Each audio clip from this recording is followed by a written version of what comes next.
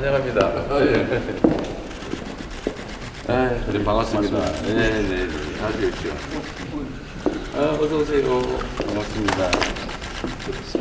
그래. 당신은 어서 오세요. 대통령님. 키도 크신데 많이 해야 되니까. 홈춤이 적어서. 예. 총리 뒤에 자, 앉으시죠.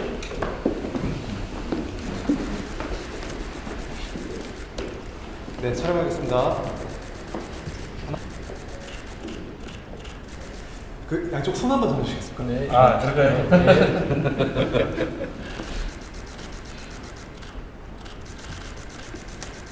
네. 고맙습니다. 두 분이 요새도 손 안 잡고 그런 건 아니죠? 연습 한번. 손 안 잡을 때. 수목위에서 수영장 한번 했지. 수영원들이 지도 뒤에 보시고 앞에 카메라 막으면 안 됩니까? 여기가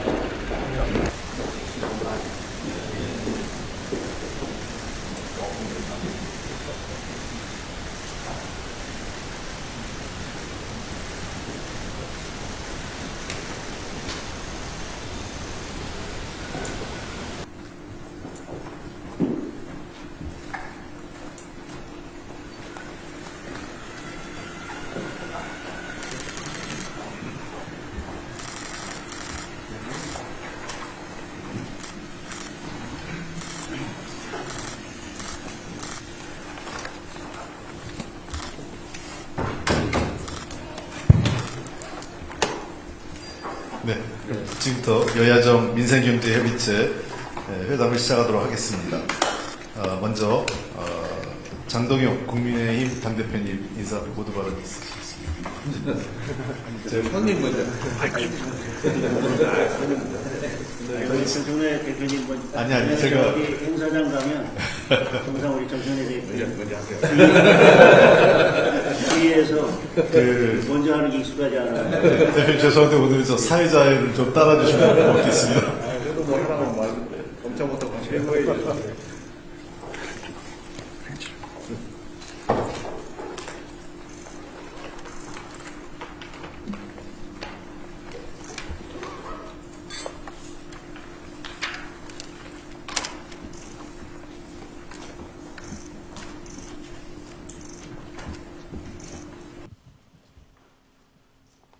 사회자의 권한에 따라서 맨 먼저 하려고 하니까 제 뒤에 우리 정청래 대표님도 계시고 대통령님도 계시고 뒤통수가 따갑긴 하지만 시작을 해보겠습니다. 오늘 초대해 주셔서 감사합니다.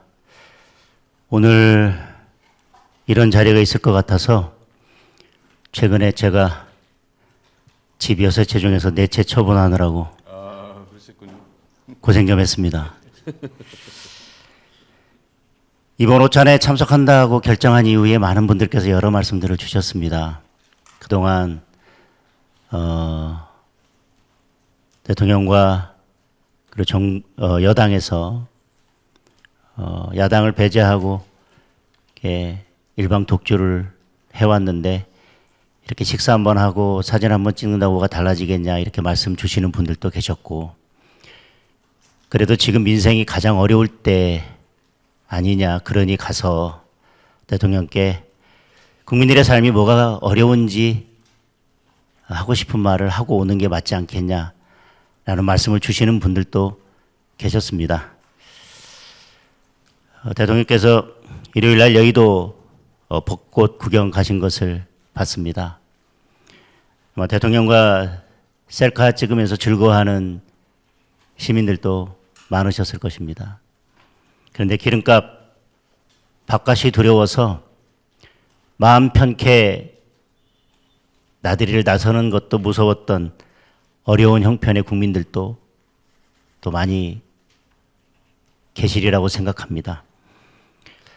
오늘 저는 그런 기름값, 밥값이 두려워서 지금 벚꽃이 한창인데 나들이를 나서기도 힘든 그런 국민들의 목소리를 전달드리려고 합니다. 우리 정치권이 늘 말로는 협치를 외치고 있지만 진정한 협치를 하려면 상대방의 의견을 존중하고 또 듣기 불편한 이야기도 들어야 한다고 생각합니다. 오늘 제가 드리는 말씀이 좀 불편하게 들릴 수도 있겠지만 힘든 국민들의 목소리라고 생각하시고 기꺼이 들어주셨으면 좋겠습니다. 먼저 이번 추경부터 말씀을 드리겠습니다.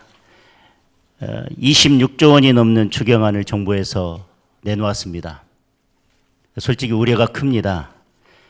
꼭 필요한 곳에는 지원을 해야 마땅합니다. 그러나 국민 70%에게 현금을 나눠주는 방식이라면 오히려 물가와 환율에 악영향을 줄 것입니다. 잠깐의 기쁨으로 긴 고통을 사는 것이 될 수도 있습니다. 특히 우리 원화 가치가 주변국들에 비해서도 크게 하락했습니다. 그런 상황에서 국제사회에 지속적으로 나쁜 신호를 주게 될 것입니다.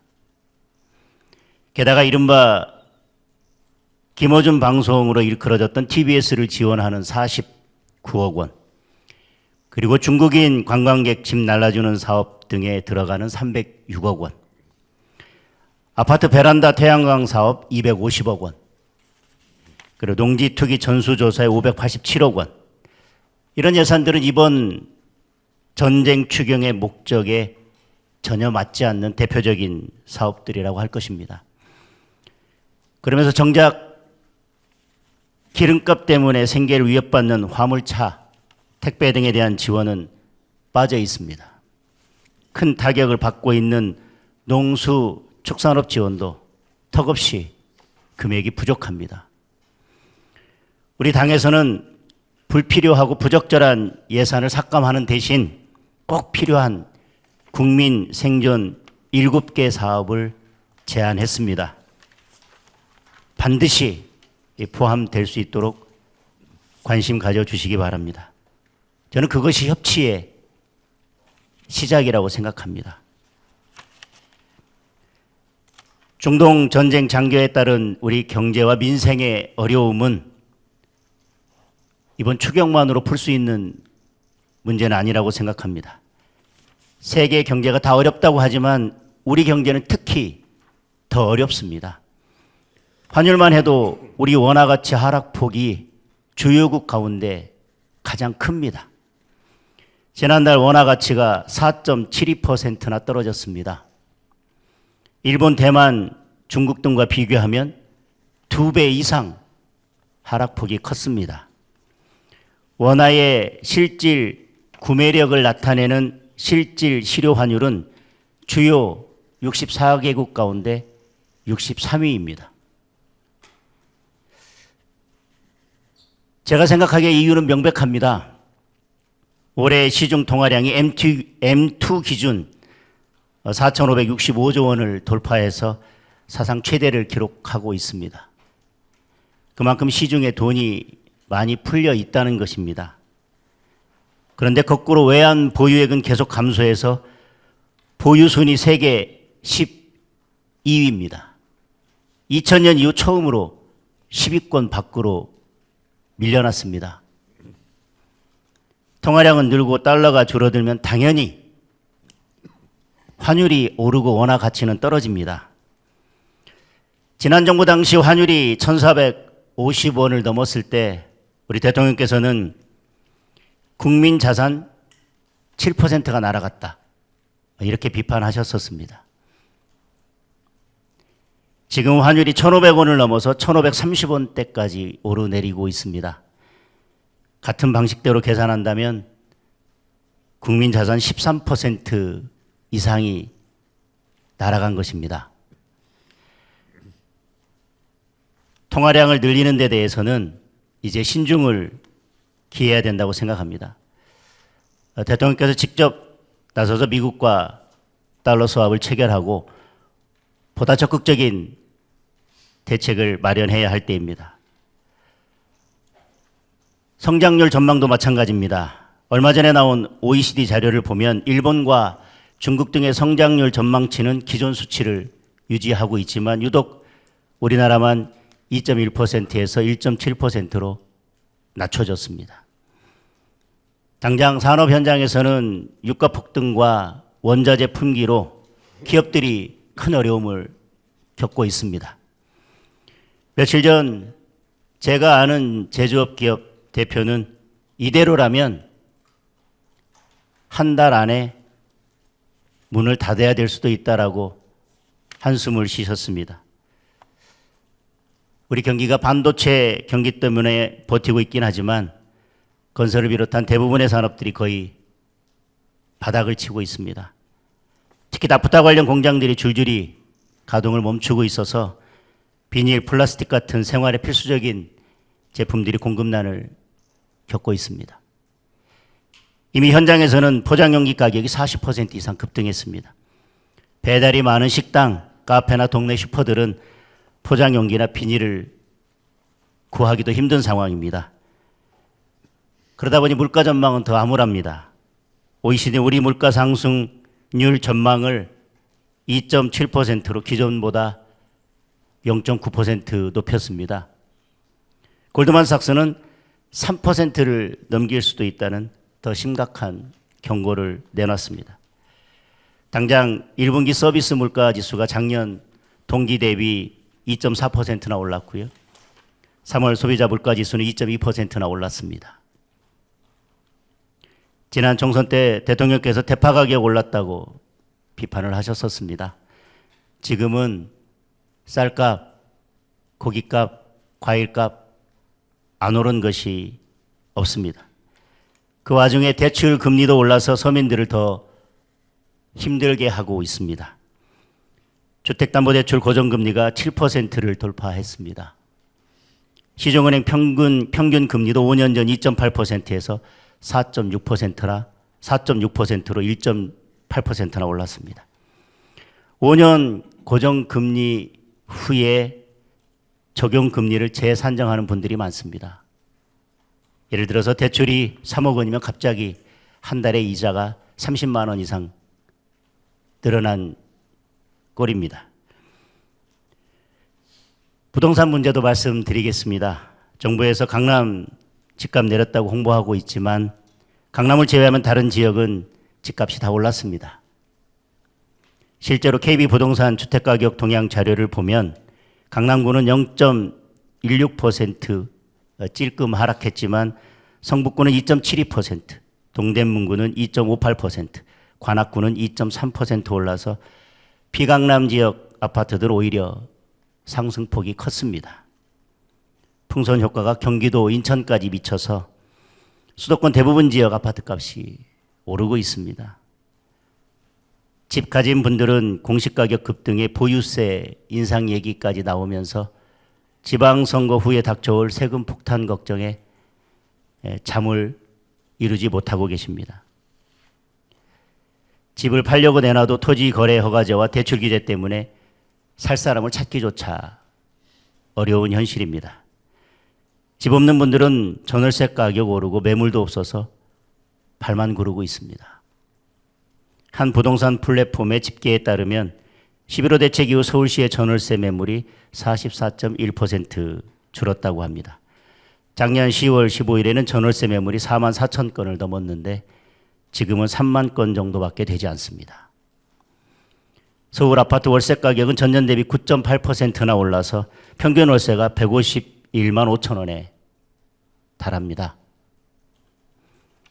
지옥으로 가는 길은 선의로 포장되어 있다는 말처럼 대통령의 뜻이 어디 있든 현장의 국민들은 갈수록 더 힘들어지고 있습니다.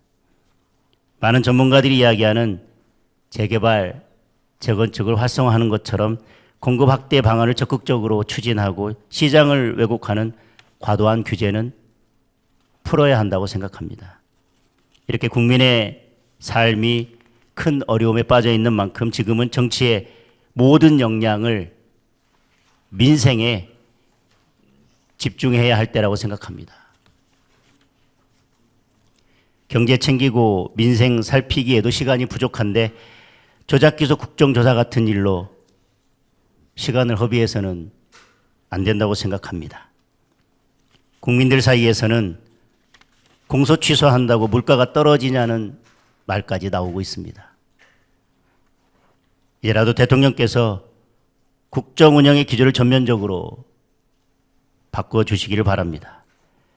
진짜 국민의 삶이 어떤지 챙겨보시고 야당의 목소리에도 더 귀를 기울여 주시기 바랍니다.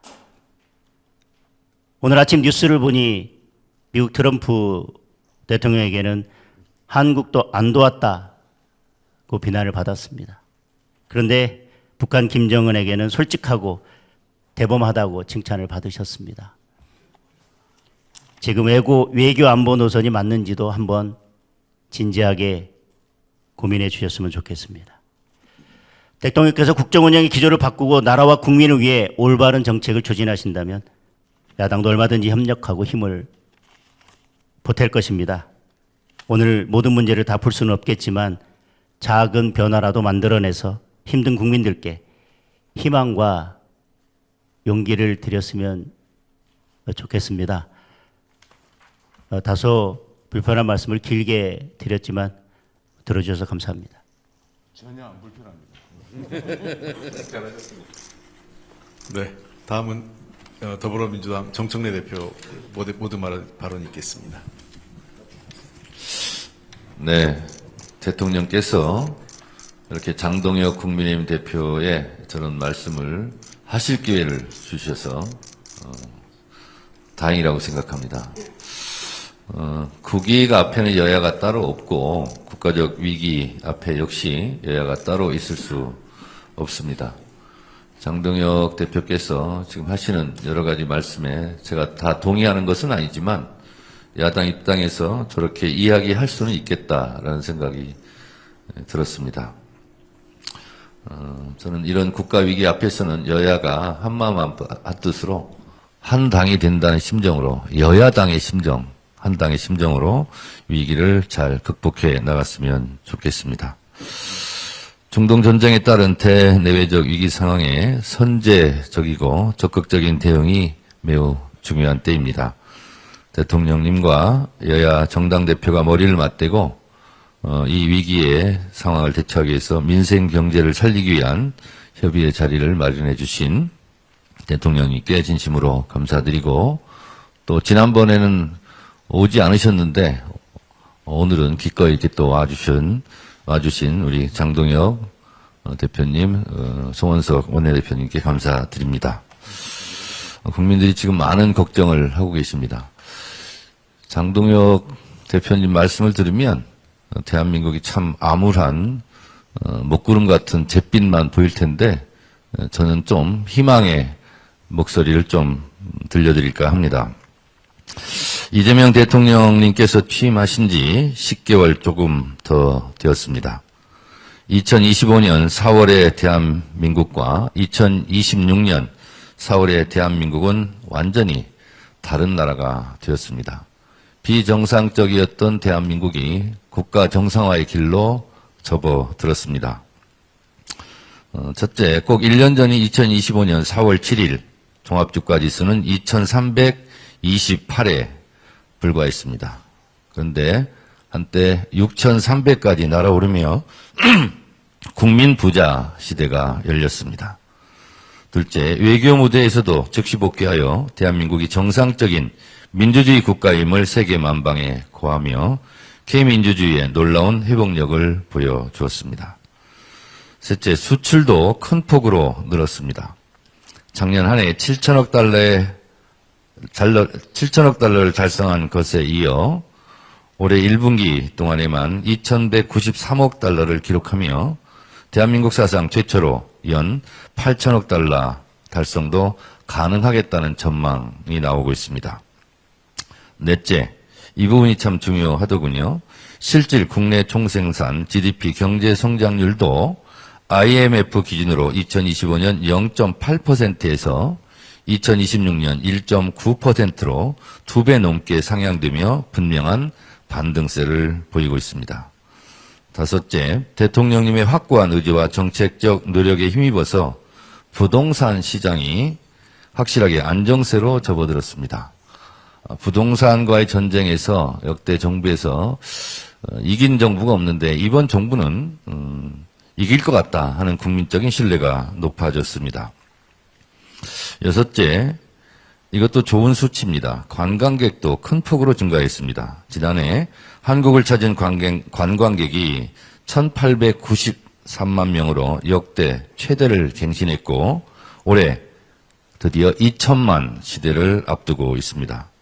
일곱째, 5극 3특 균형발전 전략으로 전남 광주 통합특별시가 곧 출범하는 등 국민이 공감하고 응원하는 지방주도 성장이 본격적으로 시작되었습니다.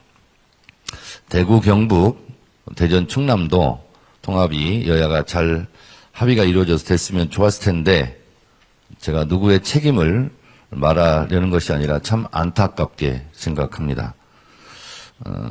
그 지역 분들은 1년에 5조, 4년에 20조가 되면 진짜 그 도시의 삶이 주민들의 모습이 굉장히 달라졌을 것 같은데 매우 아쉬운 대목 중에 하나이고 언젠가는 우리가 가야 될 길이 아닌가 그런 생각을 했습니다.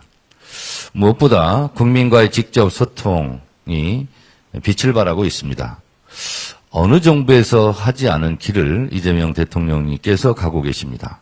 대통령 주재 국무회의 생중계와 지역별 순회 타운홀 미팅 개최 등 대통령님의 소통 노력으로 국정 전반에 관한 국민들의 관심과 이해가 높아지고 있습니다. 국정에 대한 관심과 이해, 공감대가 높아진다는 것은 대한민국 발전을 위해서 매우 중요한 일이라고 생각합니다. 국민주권 시대의 실현으로 민주주의가 또한 확장되고 있습니다. 중동전쟁의 어려움도 대통령님의 탁월한 외교적 역량과 뛰어난 정책 집행 능력으로 위기 상황을 잘 대처해 나가고 있는 중입니다. 하루를 천금같이 쓰며 대한민국 경제 발전과 민생 안정, 중동 전쟁에 따른 위기 극복을 위해 헌신하고 계신 이재명 대통령님과 우리 참모진 여러분들께 국민의 한 사람으로서 감사드립니다. 중동 전쟁이 벌써 한 달을 넘어서며 일촉즉발 살얼음판을 걷고 있습니다. 중동 전쟁 장기화에 대한 대비책을 마련해야 한다는 것이 국민들의 목소리입니다. 평화로 전쟁을 막을 수는 있어도 전쟁으로 평화를 살 수 없다는 것은 요즘 더 절실하게 느끼는 바입니다. 우리는 수출로 먹고 사는 나라입니다. 그만큼 대내외적 상황에 발빠르게 선제적으로 대처해야 합니다. 석유 최고 가격제 시행에 따른 보전을 비롯해 수출 기업의 피해를 최소화하는 일도 시급합니다. 석유화학 원료인 나프타를 비롯해 히토리와 요소수 등 핵심 전략 품목의 안정적 수급을 지원하는 일도 대단히 중요합니다. 그래서 지금 추경이 필요합니다. 저는 지금 월화수목 금금금 현장, 민생 현장을 다니면서 국민의 목소리를 열심히 듣고 있습니다. 제가 얼마 전 영덕 대게축제에 가서 청어잡이 배를 탔는데요. 거기 있는 선박 주인, 수협 조합장들이 이런 얘기를 하더라고요.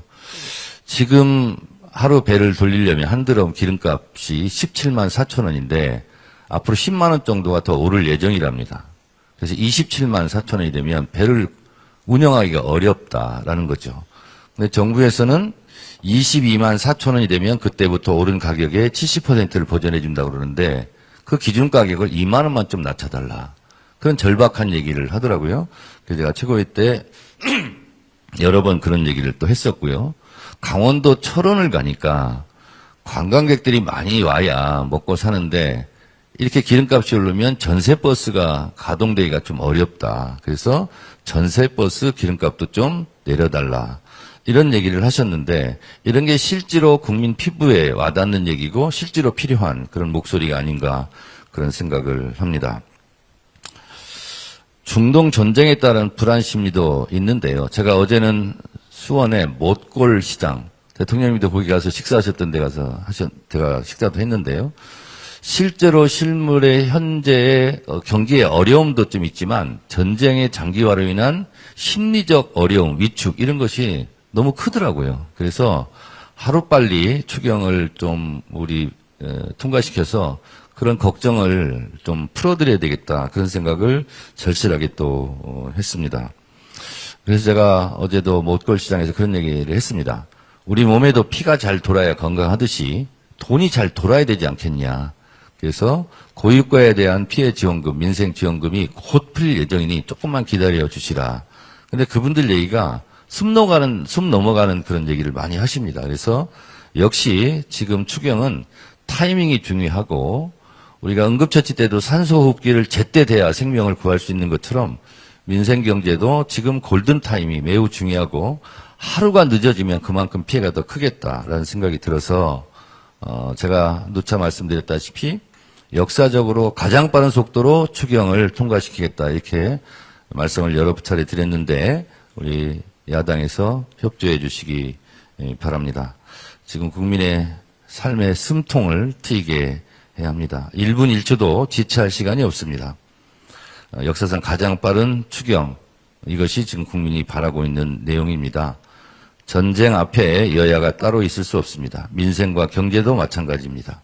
중동 전쟁에 발빠르게 대처하고 민생 경제를 신속히 안정시키는 일에 한마음 한뜻으로 협력해 주셨으면 좋겠습니다. 그리고 장동혁 대표가 몇 가지를 말씀하셨는데 한 가지만 말씀드리면 이번 추경의 성격에 TBS 예산은 좀 맞지 않다 이렇게 당해서 그 뜻을 좀 모았습니다. 그래서 그 부분은 여야가 쉽게 합의를 할 수 있을 것 같습니다. 49억 정도 되는데요. 그것은 성격이 안 맞다 이렇게 생각해서 저희도 그것은 추진할 생각이 없고요. 그리고 또 하나는 조작기소 말씀하셨는데 인혁당 사건 보면 얼마나 우리가 이 사법살인에 대한 피해가 상처가 깊고 긴가 이런 생각을 좀 합니다. 국가 공권력에 의한 국가 폭력이라고 할 수 있는 이 조작기소 이것은 범죄입니다. 국가가 저지른 범죄. 그리고 그것이 지금 다 드러나고 있지 않습니까? 그 피해자가 누구라도 관계없이 그것은 다시는 그런 일이 있어서는 안 될 일이다 이런 생각이 들고 명명백백하게 거짓으로 증거 조작으로 기소된 것은 하루빨리 이것은 세상에 드러내고 진실을 찾아야 되겠다 그런 생각을 좀 합니다. 오늘 이렇게 여야가 오랜만에 대통령님 모시고 여러 가지 견해를 말씀드리는데 견해가 일치할 수는 없다고 생각합니다. 그렇지만 최소한 이번 민생 추경만큼은 하루빨리 여야가 합의해서 국민들의 시름과 고통을 덜어주는데 일익을 담당하는 그래서 국회가 오랜만에 밥값을 했다 하는 얘기를 들을 수 있도록 최선을 다해 주시기 바라고 우리 민주당도 최선을 다하겠습니다. 감사합니다. 네, 두 분 대표님 감사합니다. 마지막으로 이재명 대통령님 모두 말씀 있겠습니다. 약간 우울하시죠?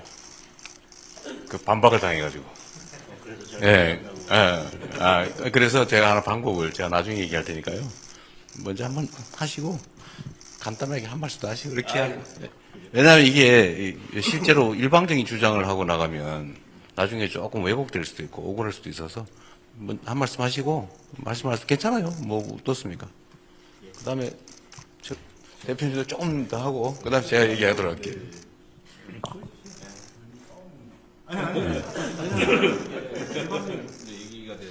네, 이게 좋은 것 같습니다. 오늘 밥은 여의도 돌아가서 먹어도 괜찮습니다. 여러 말씀 주셨는데 저는 아까 광주 전남 통합을 말씀하셔서 대구 경북 통합 그리고 대전 충남 통합이 안 된 거에 대해서는 뭐 저희들도 안타까운 부분이 있습니다. 다만 통합 자체를 반대했던 것은 아니고 내용상에 조금 이견이 있었는데요. 그것과 더불어서 제가 또 한 말씀 드리려면 최근에 이제 부산어부도시 특별법이 있는데 그게 뭐 상임위 통과하고 잘 진행되다가 우리 대통령께서 이 법이야말로 대표적인 포퓰리즘 법안이다 이 한 말씀 하셔서 지금 이게 속도를 못 내고 지금 멈춰 있는 상태입니다. 오늘 이렇게 여야가 머리를 맞대고 여러 문제들을 해결하는 자리를 마련해 주신 만큼 오늘 부산 허브도시 특별법만큼은 그동안 상임위에서 잘 여야 합의로 통과됐기 때문에 국회에서 속도를 내서 빨리 통과해 줬으면 좋겠다는 말씀을 주시면 좋겠습니다. 이 부산호도시 특별법이 부산만의 문제가 아니라 대한민국의 미래를 결정짓는 중요한 법안입니다. 그래서 대통령께서 오늘 가능하시다면 이 법안이 빨리 통과될 수 있도록 힘을 실어주시면 좋겠다는 말씀으로 두 번째 말씀을 가름하겠습니다. 원래 그 저기 반대 신문은 주 신문에 관한 사항을 설명하는 건데 딴 얘기를 하시는데. 요즘 재판이 예전처럼 법대로 진행되는 게 아니어서 네. 이게 원래 통합 문제가 대전, 충남, 충남, 대전 광역단체장, 국민의힘 소속 광역단체장이 추진했던 것이고 광역의회에서 행정 절차를 마련해서 우리 대통령께서 그러면 이것은 여야가 합의될 수 있겠다, 추진하자 이렇게 해서 추진된 건데 처음에 추진하자고 해놓고 이제 그걸 또 반대하고 있으니 당황스러웠다는 말씀을 좀 드리고, 그리고 대구 경북 같은 경우도 법사위 하기 전에 제가 추미애 위원장한테 좀 이것까지는 했으면 좋겠다 이런 의견을 제가 피력했던 걸로 기억하는데 그러지 못해서 여러 가지로 안타깝습니다. 어쨌든 지금 두 군데는 안 됐는데 앞으로 이 통합이 잘 됐으면 좋겠다 이런 말씀 드립니다. 그리고 국민의힘에서 이번 민생 추경과 관련해서 장명도 좀 이상하게 하셨던데, 예를 들면 뭐 짐캐리 예산 이런 거는 예를 들면 이런 겁니다. 우리 시장에서 외국인들이 와서 물건을 많이 사면 이게 가져갈 것이 걱정되잖아요. 근데 이것을 공항까지 갖다 준다 그러면 물건을 더 많이 삽니다. 그래서 여기에 투여하는 예산보다 실제로 더 물건을 사는 것을 보면 이익이죠. 그런 면도 좀 생각해 주셨으면 좋겠고, 또 하나는 저희가 예를 들면 뭐 국세청 체납관리단 이 부분도 지금 예산 가지고 약간 여야가 이견이 있어 보입니다만, 이 체납관리단 이분들을 실제로 투입해서 들어가는 비용 대비 얻는 효과가 더 훨씬 더 크거든요. 그래서 이건 일자리 창출도 좀 될 수 있고 이런 부분이 아직 미합의됐는데 이런 부분도 잘 합의됐으면 좋겠다 이런 생각이 들고, 저희가 착붙 공약이라고 지방선거 1호 공약으로 그냥 해드림 센터 이렇게 했는데 이 부분도 좀 포함이 돼야 될 것 같습니다. 경로당 급식비 지원 확대 이런 부분도 이번에 돼 있는데, 제가 현장을 느끼면서 드는 생각은 실제로 체감 경기도 어렵지만 심리적으로 느끼는 부분이 굉장히 좀 불안하고 그런 부분이 있기 때문에 하루빨리 국민들의 이 마음을 좀 이렇게 위로하고 안정시키는 것이 좀 필요하다. 그래서 시급하다. 민생 추경 처안이. 그래서 국회에서 잘 한번 해보도록 하겠습니다. 네. 이제 비공개 때 마저 네, 격렬하게 논쟁을 좀 해보시긴 하시고요. 어쨌든 여야 대표님 또 여야 지도부 여러분 그 총리님께서도 함께 해주셨는데, 우리 장동혁 대표님 말씀처럼 우리가 의견이 좀 다를 경우에는 사실 만나서 자주 얘기하는 게 좋습니다. 저는 뭐 언제나 가급적이면 터놓고 얘기하자. 아니 뭐 다를 수도 있고 의견이 합치가 안 될 수도 있죠. 근데 오해는 최소한 많이 줄일 수 있기 때문에 저는 자주 이렇게 만나 뵙고 싶습니다. 제가 빈말로 사진만 찍고 뭐 이렇게 선전하려고 그런 건 아니고요. 그리고 우리 장 대표님께서 많이 준비하셔서 여러 가지 말씀을 주셨는데, 제가 꼭 대정부 질문 받는 느낌인데, 또 중요한 지적이세요. 그거는 각계 항목별로 우리 장관님들이나 우리 총리께서 좀 설명을 해드리면 좋겠습니다. 그 중에는 뭐 사실도 있고 약간 거두절미이 된 부분도 있는 것 같고 약간 다른 부분도 있는데 뭐 그런 세부적인 얘기를 이 자리에서 제가 드리자는 건 아닙니다. 다만 어쨌든 많은 소통과 대화를 통해서 객관적 팩트들에 대해서는 최소한 확정을 하고 논쟁을 하는 게 좋다. 똑같은 사실을 놓고 전혀 다르게 얘기해버리면 이거는 대화가 아니라 싸움이 되는 수가 있기 때문에 팩트 체크들은 언제나 좀 하면서 좀 진지하게 좀 여야든 아니면 뭐 정부와 야당이든 대화를 소통을 자주 하면 좋겠습니다.